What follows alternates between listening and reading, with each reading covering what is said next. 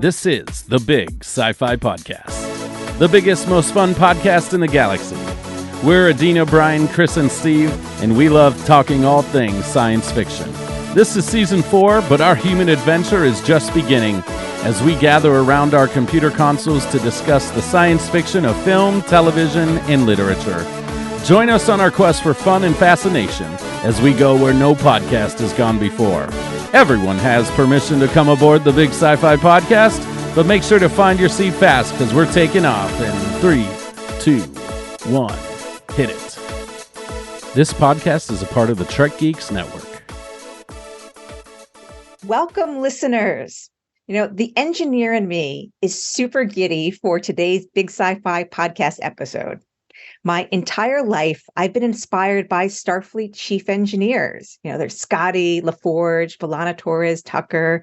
And then all through Strange New World Season 1, we had a new chief engineer who very quickly became a beloved character and fan favorite, Chief Engineer Hemmer. So today, I'm super happy to welcome to the Big Sci-Fi Podcast, Bruce Horak, who played Hemmer. There we go. So what's really amazing to me is in the small time we chatted, mostly when I met Bruce at Trek Long Island back in May, his personality seems to be the complete opposite of Hemmer. Right? Yes. Where Hemmer is gruff and curmudgeonly, if that's a word. And Bruce is super cheerful and friendly. So welcome, Bruce. We're so happy you're here with us chatting today. Well, a cheerful and friendly hello to you all. Thanks for having me. It's a real pleasure to be here. Yeah. Thank you. Awesome. Well, we are dying to know, all the things about Strange New Worlds. Oh, sure. Gosh. Me too. Before we got on, I did a lot of research and listened to, some of your other interviews and it's really interesting to know that, the auditioning process has transitioned to Zoom. So this whole Zoom thing, what we're doing right now, this is, I guess, a par for the course. Mm-hmm. This is the standard. This is the standard for auditions now. It's really changed. I mean, getting in the room with a casting director and a camera person and a line reading, I just haven't done that. I didn't do much of it to begin with, but now it seems like self-tapes and auditions over Zoom are just, it's a big part of it. I mean, what it has done is afforded people who are maybe outside of the sort of regions where the auditions were taking place to actually get to do that. I was at my home in Stratford, Ontario, which is about, it's an hour and a half drive on a good day. But, if I was to go into it to do the audition, I ended up doing about 4 auditions. That would have been 4 full days. I mean, it's travel in, go and sit in a waiting room for half an hour until you're called, and you go in for your 5 minutes and then, pack up and go home and tear your hair out and lose a night of sleep regretting everything you've said. Now you can do that from the comfort of your own home. So simple. So when you talk about, regretting everything that you've said, did you have a process that once you were done, did you have a routine where you're like, okay, I'm going to go do this thing, relax, I'm going to go turn on a TV show and try to forget about what Chris is really asking you, sir, is was there any particular food you would want to eat after an audition? Chris is that's fair. But also it has to pair with the show, though, if we're being honest. Right. Well, I had an acting teacher at college who gave really great advice about auditions, which was to have something to do, something to go to after the audition, something to just completely different from that. Because otherwise, it's the same case with interviews of any kind, is that you wonder what you could have said or done differently. So get your mind out of it and go and do something else. And I really stick with that. I try to schedule my day so that I've got other things to think about and other priorities, and that it's going to a job. You're going to do the job to the best of your ability, and then you kind of leave it in the office as best you can. And if you're asking me what foods, it's always chocolate. Okay, excellent. That's awesome. I'm on board with that. Mm-hmm.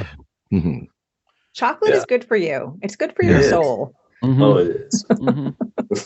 Potato chips. Yeah. That's my go-to. Potato chips. So Pizza.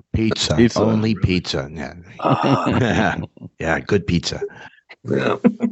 Something really You're like a creme brulee. I've got to have creme brulee. You crack. Hear that crack, and you know it's good. That's right. Mhm.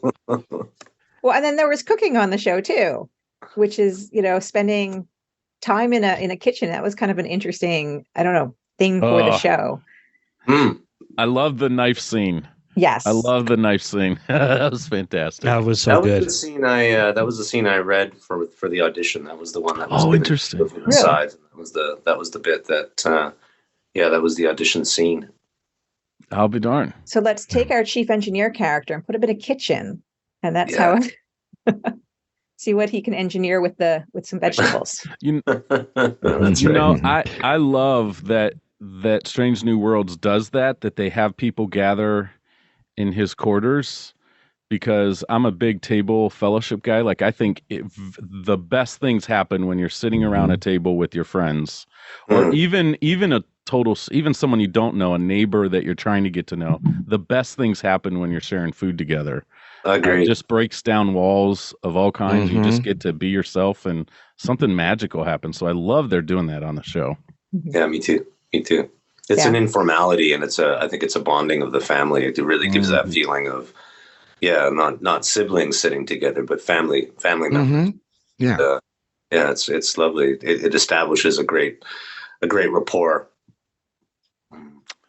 What can I go? I know Adeena's got some specific questions, but if you don't mind, go ahead. I've got some questions too that I wrote up. Cool. Yes, we're ready to go. Maybe we need to do rock, paper, scissors when we're Brian, go. Okay, I'm gonna go. Okay. I've got kids in there. Yeah, they're constantly doing rock, paper, scissors with me. I love it. Constantly. So,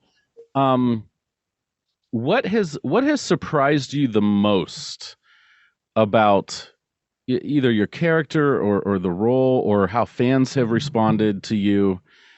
Because I gotta say, I mean, spoiler alert if you haven't seen season 1, I was shocked to see you fall off that ship and down. So it was such a beautiful, beautiful. I mean, I was in tears. I'm an emotional guy. I cry at just about everything. But that was so unexpected and so gut-wrenching and yet beautiful. What I know you said at Trek Long Island that was, you knew that was coming, but what surprised you about that and people's reaction? Well, exactly that. I didn't know the extent to which it was going to affect people. I mean, just from the inside of it, I thought, that Hammer really was. I mean, I did not have a sense of the scope of the whole series. I mean, I didn't read every episode. I only read the episodes that I was in, and they very graciously gave me the pilot episode, which technically I wasn't supposed to be in. I mean, it wasn't on the page that I would beam in that last shot. Sidebar, that was the last thing that I ended up shooting, and it was one of the last day I was on set, and they just kind of, I don't know what I was doing, is going off to some photo shoot or some 360 camera thing where they were gonna, taking photos of Hammer, and they said, we got one more thing for you to shoot, and I went into the transporter room, and they said, we're just going to throw this one bit in. We might do a little cutaway where Hammer's beaming on, and they gave me my jacket and a bag or something to put over my shoulder, and told me to stand on the transporter pad. And like, great, another bucket list item scratched off. But the scope of the series, I really felt like Hammer was not going to be like such a featured role in the show. I thought maybe, I was in a red shirt. I was, in a few episodes, and I was, going to do a little leap off the back of the ship, and that would be it. But when they sent, this was before the premiere even, they sent some screeners to the cast, and I was like, why are they sending me a screener? Like, I'm just kind of like a day player or something. And then I got the first episode screener, and then watching the credits come up, and there was my name beside the glowing nacelle. It's like Bruce Horak. I'm like, wait a minute, this is not like that's me post credits or anything, like, feature, but it was a really featured role, and then just how featured it was going to be. on the posters and the publicity, and then getting flown down to New York for the premiere and all of that. I mean, the moment where I was in New York and walked down into Times Square and saw this enormous advertisements, and then I went down to the subway station that was all decked out with Strange New World stuff, and there's this enormous, larger than life image of Hammer in amongst all the other crew, and I just thought, wow, like how did this happen? and this the love of the character. It was, I think, incredibly well written. They set out to achieve something, and they not only achieved it, but I think they're suffering the tsunami of Hammer backlash now because people want him back. It's like, well, you did a good job if they want him back. Like, pat yourselves on the shoulder for that. If there's still a Save Hammer campaign going, and I 100% condone those actions. Please keep those letters coming, because if Star Trek's taught us anything, it's that the power of the fans can move mountains. And you were a Trekkie before. Oh yes, right. So that is to me that's the most amazing thing, is like living out that, like you're living all of our dreams. It's true, and I really don't take that for granted. I've been a part of so a number of years ago, I did a production of a thing called Evil Dead the Musical, which was based on the Evil Dead franchise. Now, I had seen Evil Dead. I wouldn't call myself a Deadite or a huge fan of it, but like I really had to go in rehearsal and go and watch the movies again and sort of figure out, okay, what are the jokes here and why is this a thing? And I came into it really not as a, I'm a fan of things, but that wasn't necessarily in my fandom.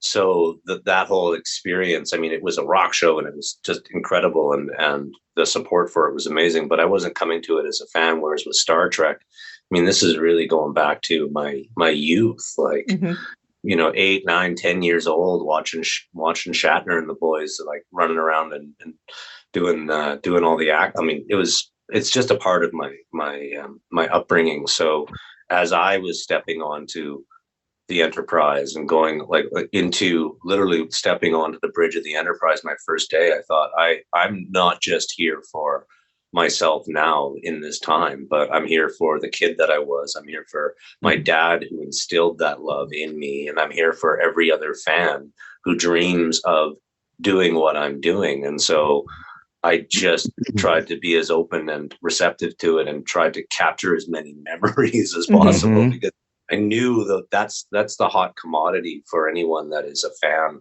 to hold on to, because those memories and that reality of a fantasy realm is it's like gold, and I really do treasure it every moment. I've been getting fan mail coming to my post office. I've got like 3D Hammer action figures that people are printing up. I've got a dedication plaque to the USS Hammer, and like all of these incredible outpourings from fans who have, I get it. I understand that. Like if I had the ability and the power and the technology to make a 3D printing of one of my favorite figures from science fiction, like I would totally do that. And there are people out there that it's just like, for them, it's Hammer. And, gosh, what a thrill that is. So that's awesome. I really treasure it. I really value it. So the four of us, each of us have like a different favorite series. So before Strange New Worlds, what was your favorite Trek series?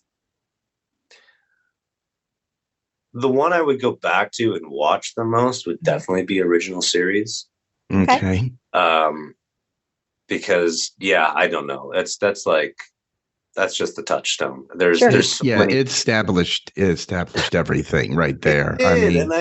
My brothers and I still like we do catchphrases, and we still quote episodes and do Shatner impressions. Like my brother Steve still uses the phrases. What is it from? I think The Way to Eden or something. It's like, I reach, brother, I reach, and calling each other. Calling each other. What is it, Hubert? Oh God, Herbert or something. Oh God, yes, Herbert. Insult you. I'm getting your Herbert. Yes. Yeah, No, that's funny. I forgot about that. You're right. Yeah. it's ridiculous and fun, and the campiness aside, there are really great stories in there that it's like, yeah, it's just canon for me. And and then every other one I've been on a steady IV diet of Star Trek for my whole life. It's really hard to pick. I mean, during the pandemic, I must have binge watched just about every series. I got through Voyager, like, oh yeah, this gem, and fell in love with other characters that, at the first pass of the series, I'd kind of, I'd acknowledged them, but I hadn't really necessarily paid attention to their whole arcs. I think the Doctor's arc in Voyager is excellent, beautiful, so good. Yeah, how he developed his character was just wonderful. Yeah. Since you and I are like practically the same age that I discovered, I would kind of almost not assume, but was wondering if Next Generation was like a core because of the time in life, because it came out when we were teenagers. Yeah. And it's just a very impressionable time in life. For sure it was. Yeah. And it was, rebooting of the franchise and a brand new cast and jumping ahead into an even more distant, optimistic, beautiful future, was still with its own challenges. I loved the Picard character and his sort of certain, like, especially in I think the first season where he's just like, doesn't know how to deal with kids. That was basically Wesley Crusher's age at the time. Yeah, right. That's exactly it. Yes. So immediately it's like, oh yeah, it's like, I don't know. I couldn't pull off a jumpsuit like that, but a few of us could. And that series definitely brought me back into Star Trek, and I was a big fan of it. My dad, I think, retired around the same time that Next Generation was either in reruns or maybe another series of reruns, and he binge watched the whole thing. We would, we really connected on that, and I got into my 20s and I kind of lost track of it, but thank God for like Netflix and all these streaming platforms that I can now watch any episode. I'm on my third rewatch of Enterprise currently. Oh, what season? What season are you in right now? They've just gone into The Expanse. Okay. Nice. That's so good. 3. Yeah. It's so good. It's so good. Thank you. Would you please put that endorsement out there? Because it's one of those series, when I watched it when it first ran, I absolutely loved it. And I endured all the criticism that everybody had of it. And then 10 years later, people are going, that show Enterprise? Yeah, it was better than I thought it was, when they give it their second rewatch. And it's true about it. It's, well, you go ahead, Chris. I was going to say, I feel like season 3, if you skip some of the clunkers, there's a really, really good arc, and you can see the characters change. Especially when Manny Koto took over. Right. Oh, his writing just took it off. And the end of the last half season was remarkable. Yeah. Well, remember when we met, Bruce, I was wearing my Enterprise coat, my NX-01, so what my favorite series is. Well, it's all about zippers, right? Yeah, exactly. So do you remember the first episode that you watched when you got the news that you got Hemmer?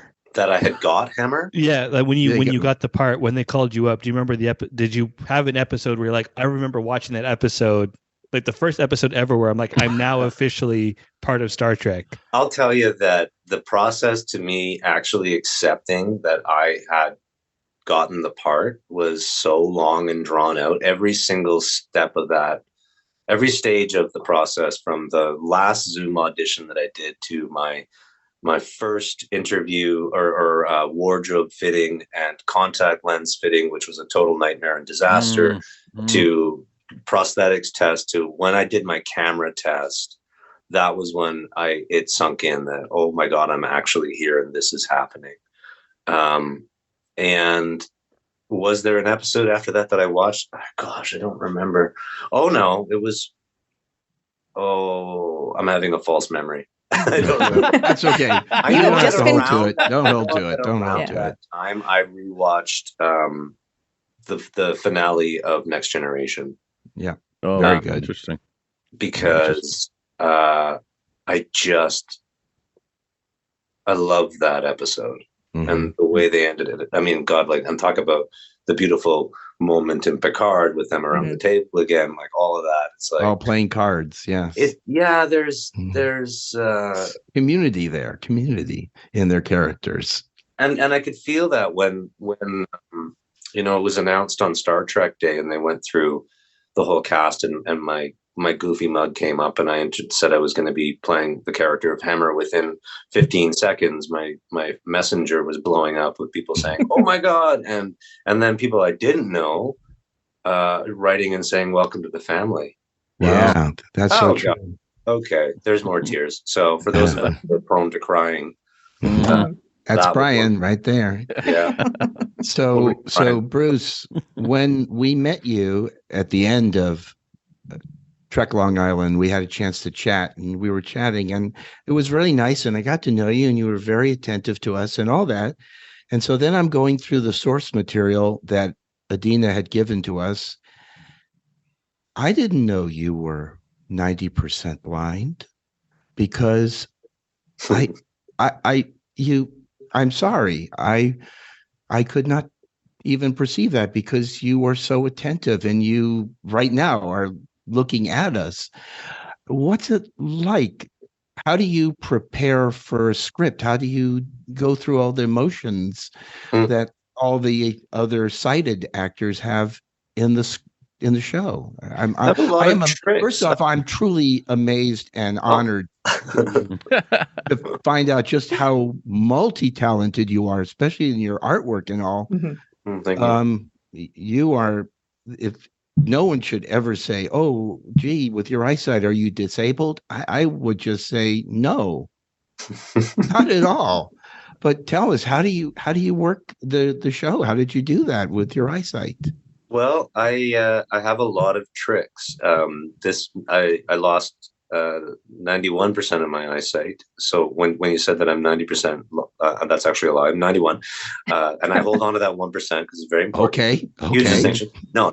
But I lost 91% of my eyesight to cancer as a child. So I had what was called bilateral retinoblastoma, which is cancer of the eyes, and it appears on the retina. So my doctor is actually able to see it.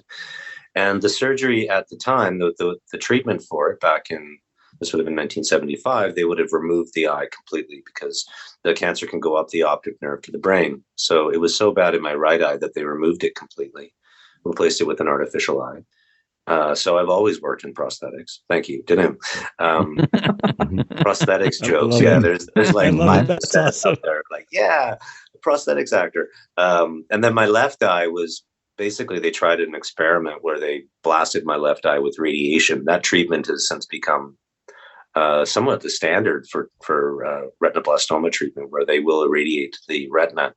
The fear at the time was that the whole retina would cover over with scar tissue, and I'd have really some perception of light and shadow, and that'd be about it. But by a very happy accident, I've got a little window in the middle of my retina through which I can see. It's actually slightly offset from my pupil, which is why when they tried to fit me with contact lenses, they were going to put opaque lenses in my eye with a tiny spot carved out for the pupil that I couldn't see anything with that on now. And at that point, while I was sitting in the contact lens specialist's office, I sort of turned to the doctor and I said, "I think I've just lost the job." And the producer, I think it was Jennifer Hoffler, actually said, "No, this isn't going to lose you the job.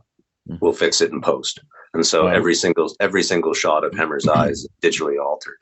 Interesting. Wow, really? Yeah, because I couldn't wear lenses on the day, and I couldn't wear my corrected lenses either. So I would work every day completely blind, like to the point where, well, not like I could still see light and shadow and some outlines, but I couldn't see any faces. I couldn't see.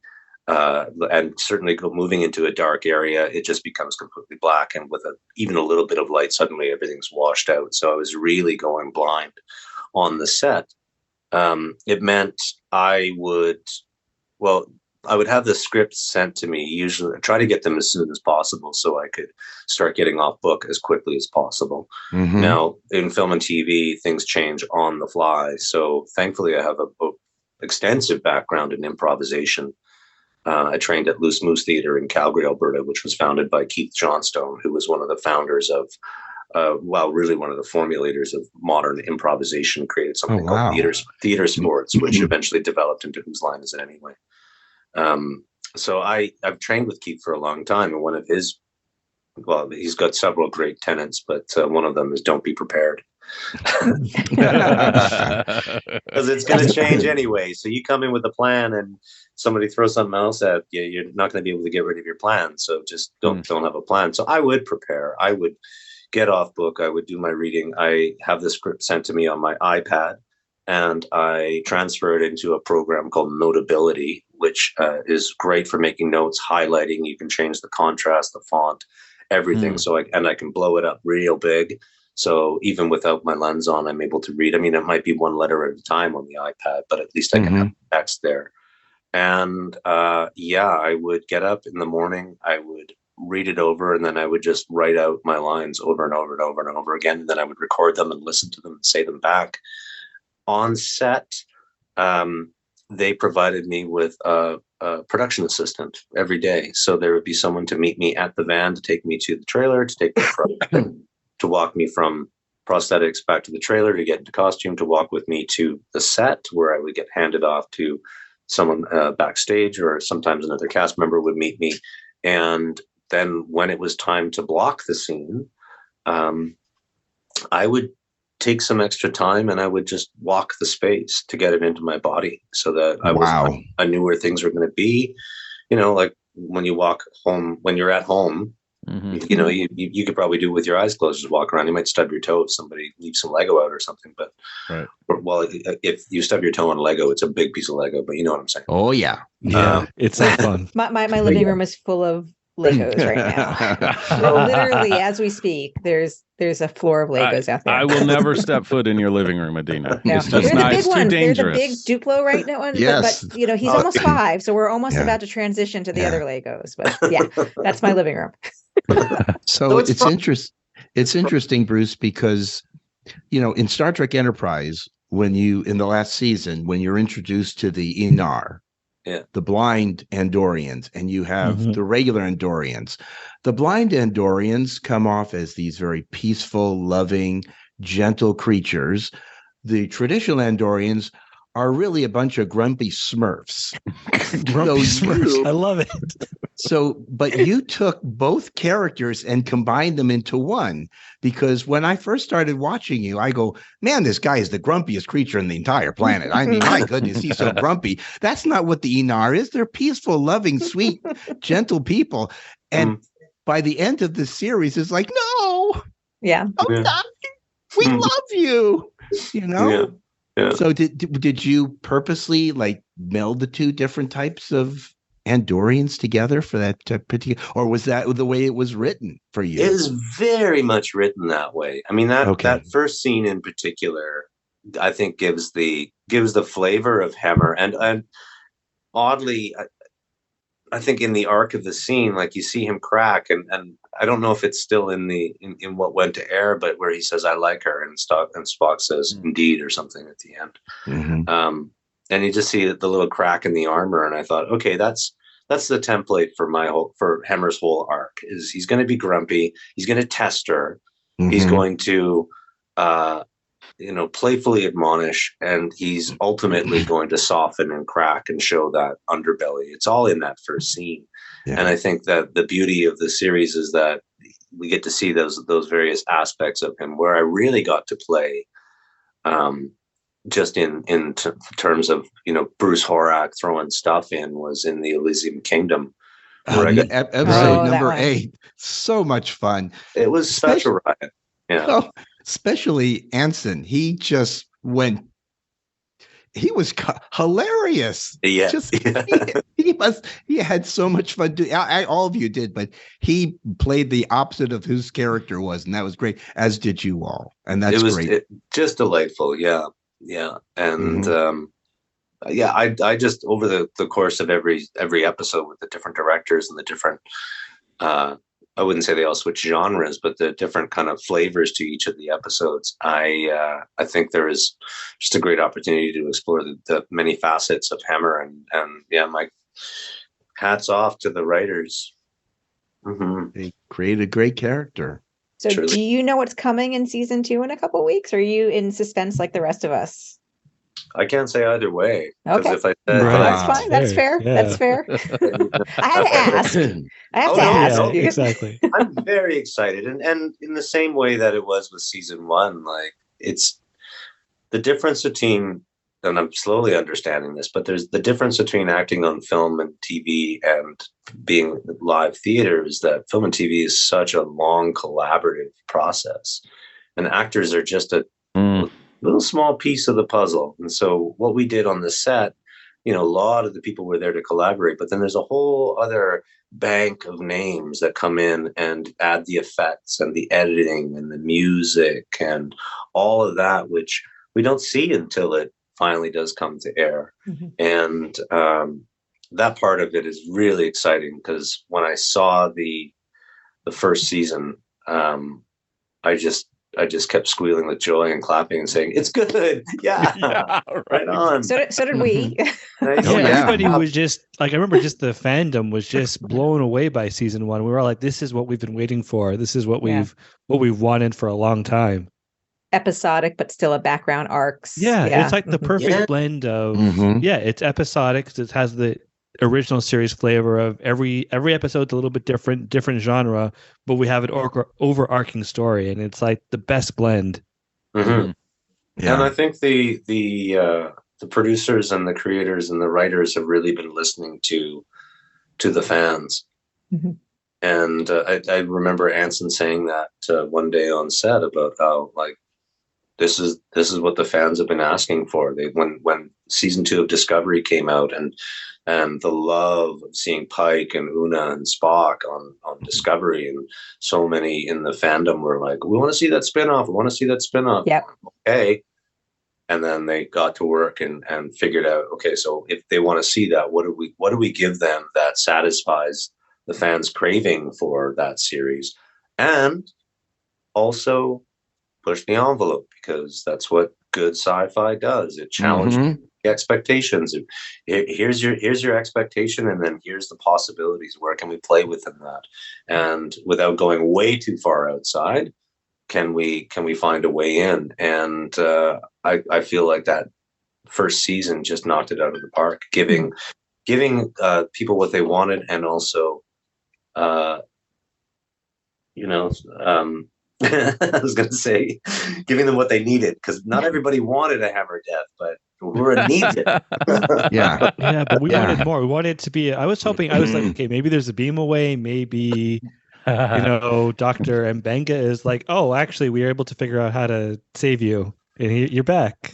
And you never know. The stranger things Yeah. have happened where we thought I've- characters were dead and they came back, and you never True know. You alternate never know. realities. There's so many Well- options. I'm hoping for Hammer, because I remember one of the most frustrating things about Strange New Worlds in the best possible way is prior to Strange New Worlds, I had my order. I was like, I know who my favorite captain is. I know my favorite engineer. And then Hammer comes along. It's like, oh, great. Where do I put Hammer? Because he's so good. It's like, I've got to reevaluate everything now. Who is your favorite engineer before Hammer? Trip. Trip was my guy. Yeah. I loved. He was so much fun to watch. He was brilliant, but he was also just. He felt more human than the other engineers. Not that they weren't, but Yeah. like Trip is someone you could hang out with. Whereas And a noble death. another death, which we don't. No. Not dead. No. Remember, that was in a hologram program. Can I Read just the say, book. Section The book, 31. the good that men do. He lives. Section 31. Same with Hammer. That's Section right. 31. There you go. Let's just say that. There's always as someone liked to say, used to say, Yeah. there's always Yep. possibilities. Right? Possibilities. Exactly. Strange New Worlds really, I think, did that for me too, where I wasn't thinking it necessarily like who my favorite captains are, although I'm a Cisco guy and then a Picard guy, and Sure.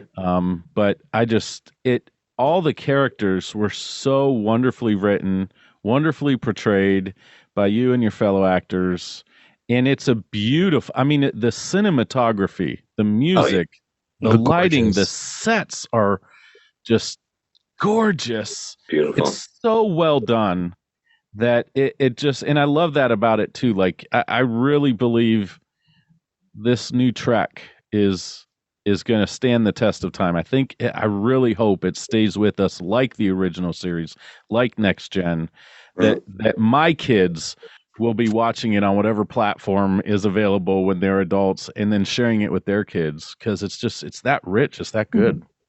Agreed. Yeah. I'll say this, like, obviously we're looking forward to season 2, but I'm anticipating 20 years from now when it's like, oh, Strange New Worlds is like the cast is coming back. I don't know how they would do it continuity wise, but and I would love that. I think it will. I think, Brian, I think you're right. It's definitely going to stand the test of time.